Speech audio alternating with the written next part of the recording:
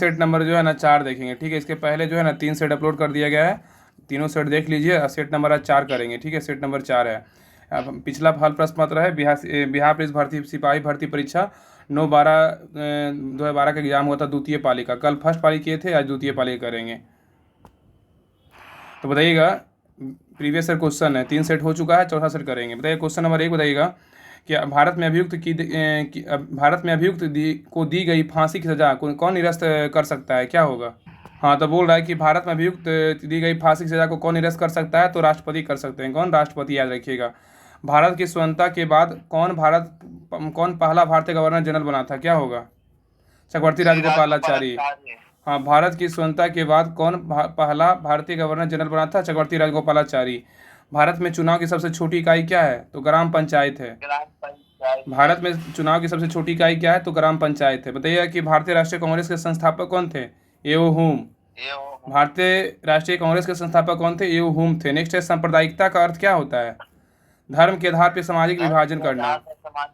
हाँ, सांप्रदायिकता का अर्थ क्या होता है? धर्म के आधार पर सामाजिक विभाजन करना। नेक्स्ट बताइएगा कि बांग्लादेश एक स्वतंत्र राष्ट्र कब बना था, क्या होगा? 1971 ईस्वी में। हाँ, बांग्लादेश एक स्वतंत्र राष्ट्र कब बना था? 1971 ईस्वी में बना था। नेक्स्ट बताइएगा कि नगर निगम के अध्यक्ष कौन होते हैं? महापौर होते हैं। नगर निगम के जो अध्यक्ष होते हैं ना, महापौर होते हैं। संविधान में कितने वर्ष तक के बच्चों के लिए निःशुल्क एवं अनिवार्य शिक्षा की व्यवस्था की गई है, क्या होगा? 6 से 14 वर्ष तक के बच्चों को।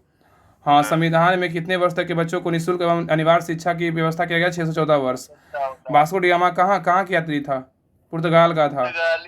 वास्को डी गामा जो था ना, पुर्तगाल का यात्री था। नेक्स्ट, प्रागैतिहासिक काल का अर्थ क्या होता है? वह समय जिसका कोई ऐतिहासिक लिखित ब्यौरा नहीं ना हो। प्रागैतिहासिक काल का अर्थ क्या होता है? वह समय जिसका कोई ऐतिहासिक लिखित का ब्यौरा ना हो। नेक्स्ट है, ब्रिटिश प्रधानमंत्री ग्रेविले ने स्टॉप एक्ट किस वर्ष पारित किया था? 1765 में।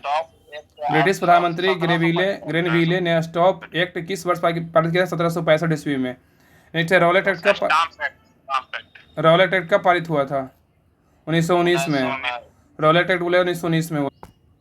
नेक्स्ट है कि भारत में पुर्तगालियों के उपनिवेश की राजधानी गोवा को बनाने वाले व्यक्ति कौन थे, क्या होगा?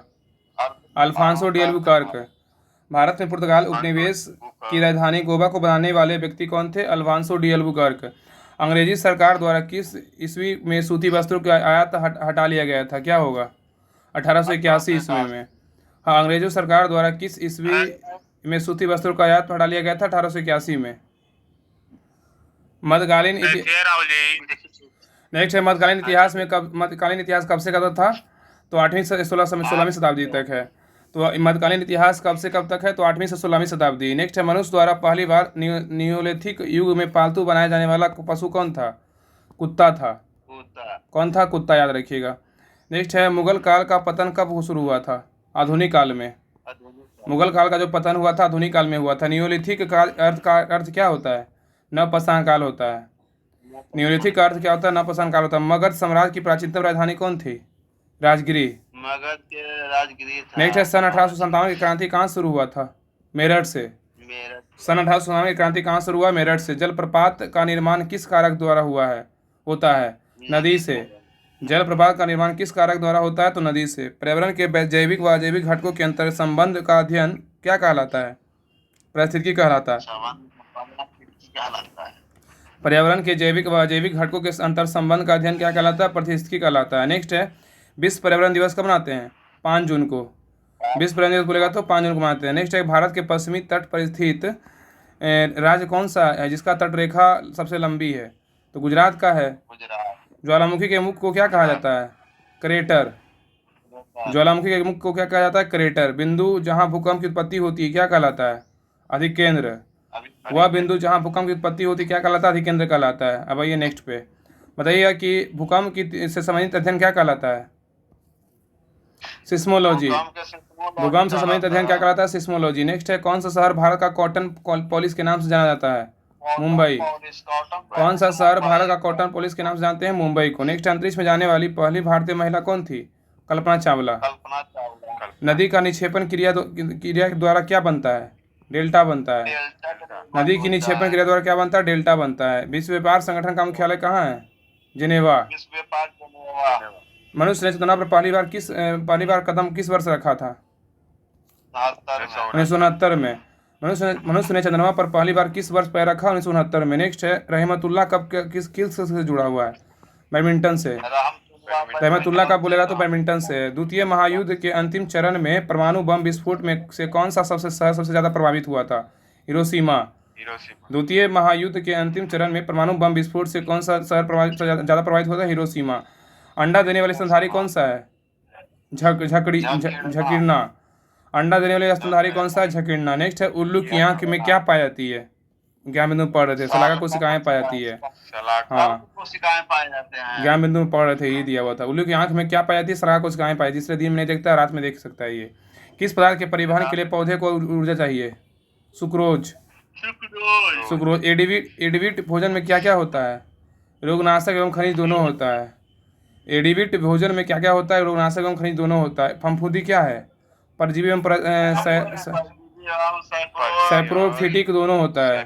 फफूंदी क्या है? तो परजीवी एवं सैप्रोफिटिक दोनों है।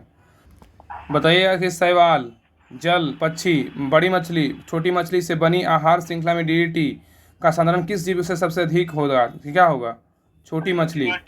शैवाल, जल पक्षी, बड़ी मछली, छोटी मछली से बनी आहार श्रृंखला में डीडीटी का संधारण किस जीव से सबसे अधिक होगा? तो छोटी मछली। नेक्स्ट है, एक अवतल लेंस के लिए वस्तु की दूरी चिन्ह होगा क्या? ऋण होगा, ऋण।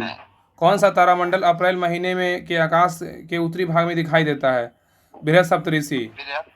कौन सा तारामंडल अप्रैल महीने के आकाश के उत्तरी भाग में दिखाई देता है? बृहस्पति। नेक्स्ट है, खाद्य पदार्थों के डिब्बों पर जिंक की बजाय टीन का लेप क्यों होता है?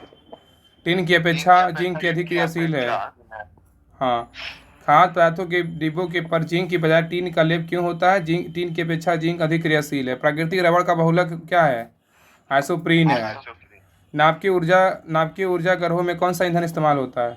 संवर्धित यूरेनियम 235।